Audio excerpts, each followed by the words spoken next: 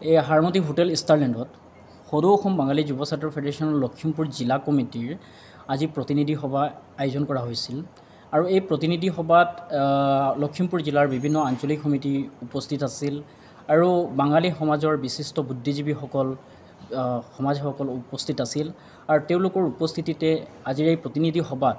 সকলোৰে সৰ্বসন্মতিক্ৰমে লখিমপুৰ জিলা বাঙালী যুৱ ছাত্ৰ ফেডাৰেশ্যনৰ সভাপতি হিচাপে নিৰ্বাচিত কৰিলে আৰু এনেকৈ এটা গুৰু দায়িত্ব মোক যি দায়িত্ব দিছে গতিকে সেই দায়িত্ব আগন্তুক দিনত যাতে খুব সুন্দৰভাৱে যাতে পালন কৰিব পাৰোঁ তাৰ কাৰণে আশা ৰাখিছোঁ আৰু আমাৰ চাওক এতিয়া ক'বলৈ গ'লে এই সংবাদ মাধ্যমৰ যোগেদি এটাই কথা আমি স্পষ্টভাৱে আমাৰতো এটা কথা বুলি নহয় কেইবাটাও আমাৰ দাবী আছে গতিকে এইখিনি বিজেপি চৰকাৰে বিজেপি চৰকাৰ অকল কংগ্ৰেছৰ সময়ত আমাৰ বাঙালীসকলক প্ৰতিশ্ৰুতিয়ে এনেকৈ থাকি গ'ল কিন্তু সমস্যাবোৰ সমাধান নহ'ল আৰু এই বিজেপি চৰকাৰেও যে হিন্দুত্বৰ শ্লোগান দি যে মানে হিন্দুসকলৰ সুৰক্ষাৰ ক্ষেত্ৰত যি কাম কৰি আছে এনেকৈ দেখুৱাইছে কিন্তু আমি ভাবোঁ যে বাঙালীসকলৰ কোনো ভাল কাম কৰা নাই বুলি আমি কৈ আছোঁ কাৰণ আজি যদি আমি চাবলৈ যাওঁ এইখন বিজেপি চৰকাৰ থকাৰ পিছতো হিন্দুত্বৰ শ্লোগান দিয়াৰ পিছতো আমাৰ এই বাঙালী মানুহখিনিৰ ওপৰত ডি ভোটাৰ বিদেশী নোটিছ এই তেনেকৈ বিভিন্ন ধৰণৰ আমাৰ সমস্যাত ভুগিবলগীয়া হৈছে বহুতো লোক ইয়াৰ আকৌ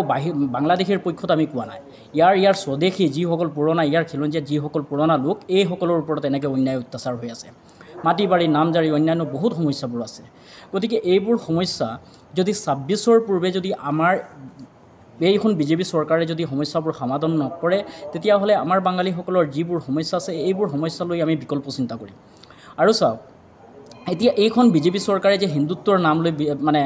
যি আপোনালোকে মানে হিন্দুত্বৰ নাম লৈ যেনেকৈ বাঙালীসকলে তেওঁলোকে মানে হিন্দুত্ব মানে আমাৰ বাঙালীসকলকো তেওঁলোকে সুৰক্ষাৰ ক্ষেত্ৰত কাম কৰি আছে বুলি যে কৈছে গতিকে এই ক্ষেত্ৰত আমাৰ প্ৰশ্ন হয় যে বাঙালীসকল কি হিন্দুত নপৰে নেকি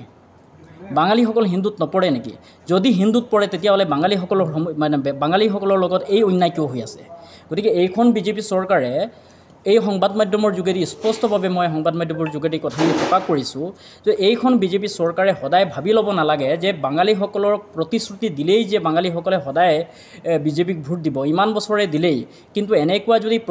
প্ৰতিশ্ৰুতিয়ে হৈ থাকে কিন্তু পৰৱৰ্তী সময়ত কিন্তু বাঙালীসকলে এই প্ৰতিশ্ৰুতিত কেতিয়াও আৰু আশা কৰি এই ভোট মানে বাঙালীসকলে নিদিয়ে কাৰণ এই বিজেপি চৰকাৰে ভাবিব নালাগে যে একেখন নাৱৰে যাত্ৰী বাঙালীসকল সদায় হৈ থাকিব এইটো ভুলতো ভাবিব নালাগে গতিকে ২৬ৰ পূৰ্বে যদি বাঙালীসকলৰ সমস্যা সমাধান নকৰে তেতিয়া পৰৱৰ্তী সময়ত এই বাঙালীসকলৰ সমস্যা লৈ আমি বিকল্প চিন্তা কৰিম আৰু লখিমপুৰ জিলা কমিটিয়ে নতুন কমিটিৰ আমি এতিয়া ইতিমধ্যে আলোচনা কৰিছোঁ আৰু সভাখনত আজি প্ৰতিনিধি সভাতো আলোচনা কৰিছোঁ আমি এইবাৰ এটা বাঙালী জাগৰণৰ প্ৰথম কাৰ্যসূচী যেনেকৈ বিভিন্ন দল সংগঠনৰ কাৰ্যসূচী থাকে আমি বাঙালী যুৱ ছাত্ৰ ফেডাৰেশ্যন লখিমপুৰ জিলা সমিতিৰ ফালৰ পৰা কাৰ্যসূচী আৰম্ভ কৰিম বাঙালী জাগৰণ কাৰ্যসূচী কাৰণ আমাৰ বাঙালী মানুহখিনিক সজাগ কৰিব লাগিব আমি লখিমপুৰ জিলা কমিটি নতুন নৱনিৰ্বাচিত যি কমিটি হৈছে এই কমিটিয়ে দূৰ টু দূৰ বাঙালীৰ ঘৰে ঘৰে গৈ কিনে আমাৰ বাঙালীসকলৰ সমস্যাৰ বিষয়ে আমি বুজাম তেওঁলোকক